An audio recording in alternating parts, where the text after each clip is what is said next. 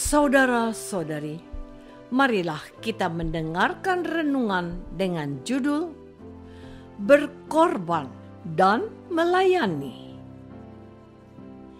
yang berdasarkan pada Injil Matius bab 20 ayat 23. Yesus berkata kepada mereka, "Cawanku memang akan kamu minum, tetapi hal duduk di sebelah kananku atau di sebelah kiriku, aku tidak berhak memberikannya. Itu akan diberikan kepada orang-orang bagi siapa Bapa-Ku telah menyediakannya." Dalam nama Bapa dan Putra dan Roh Kudus. Amin. Saudara-saudari terkasih dalam nama Tuhan Yesus Kristus. Bukan sebuah kebetulan bahwa saya saat ini tinggal di lingkungan gereja yang pelindungnya adalah Santo Yakobus, dan sudah menjadi kebiasaan di tempat kami untuk memperingati pesta nama lingkungan ini secara bersama-sama dengan merayakan Ekaristi Kudus di dalam lingkup lingkungan kami. Belum terlalu lama saya berada di lingkungan ini, tetapi saya berusaha untuk melibatkan diri secara aktif sebisaku dan semampuku. Saya mengenal Santo Yakobus sebagai salah seorang dari 12 orang murid Tuhan Yesus.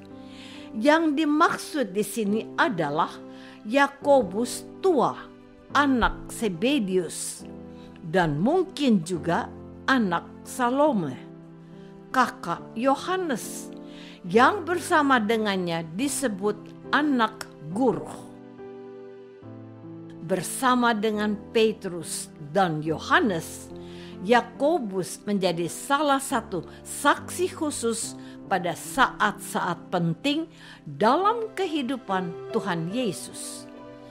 Trio atau 3 serangkai ini hadir ketika Yesus membangkitkan putri Yairus.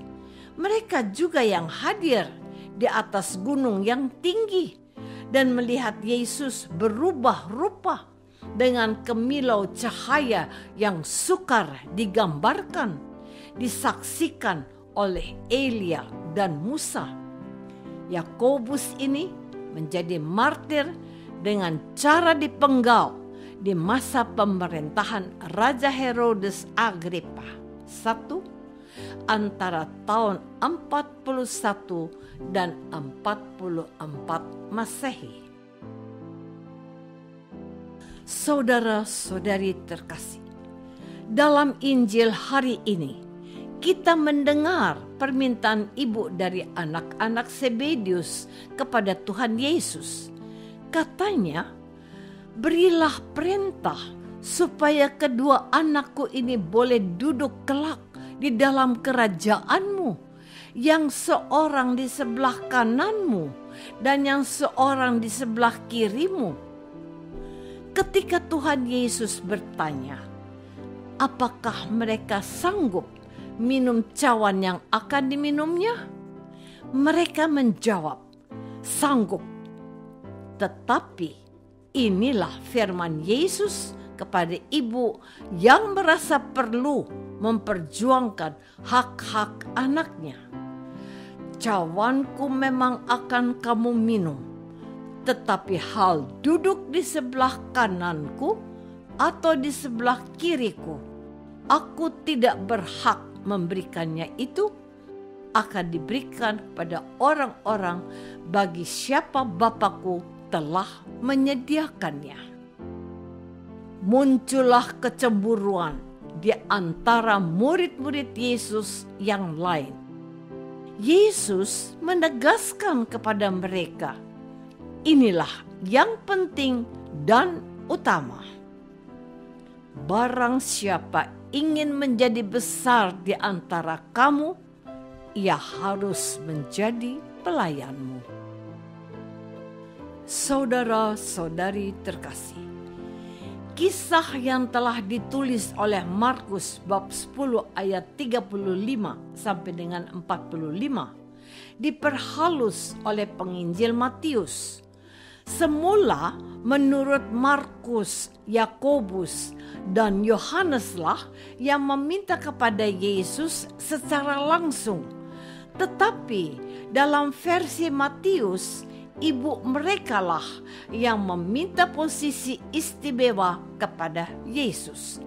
Namun, hal yang lebih penting yang harus menjadi perhatian kita hari ini, bahwa Tuhan Yesus menghendaki baik Yakobus maupun Yohanes dan semua rasul yang lain, juga kita, untuk menerima tantangan Tuhan Yesus ini. Dapatkah kamu meminum cawan yang harus kuminum? Jawaban tegas mereka, ibu Zebedius, Yakobus dan Yohanes, kami dapat. Sikap tegas untuk menerima tantangan Yesus ini haruslah kita terima dan kita janjikan kepada Tuhan Yesus.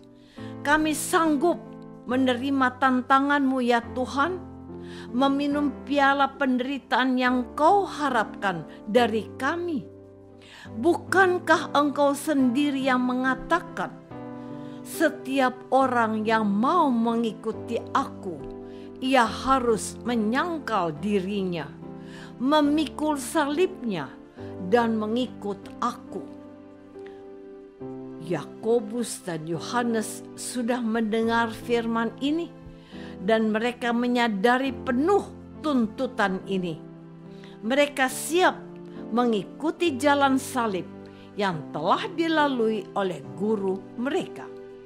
Inilah catatan sejarah yang membenarkan sumpah setia mereka yang sanggup minum cawan yang diminum oleh Yesus.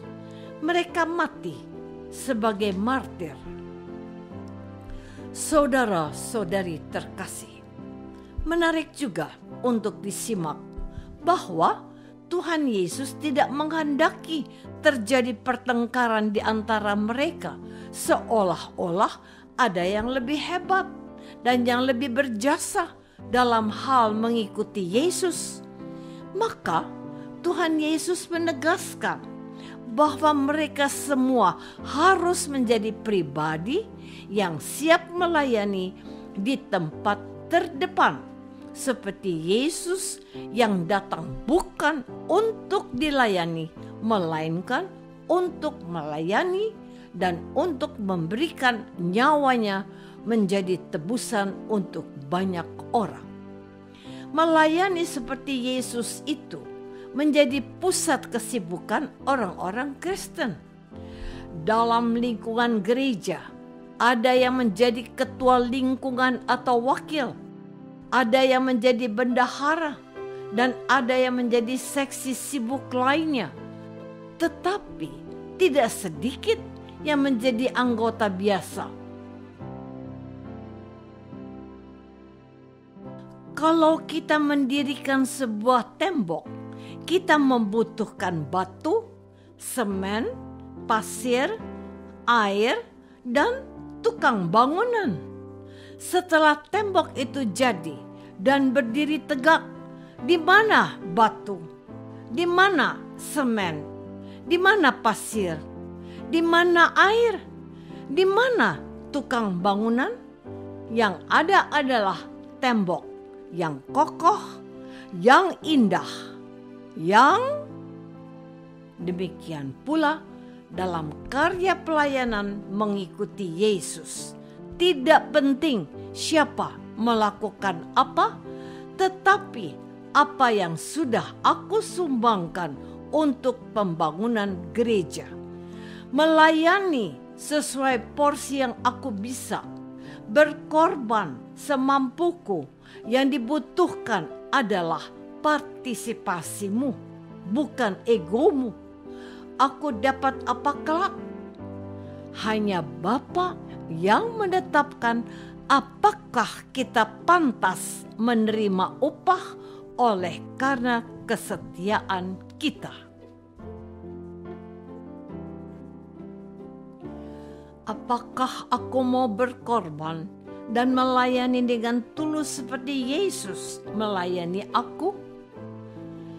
Marilah kita berdoa.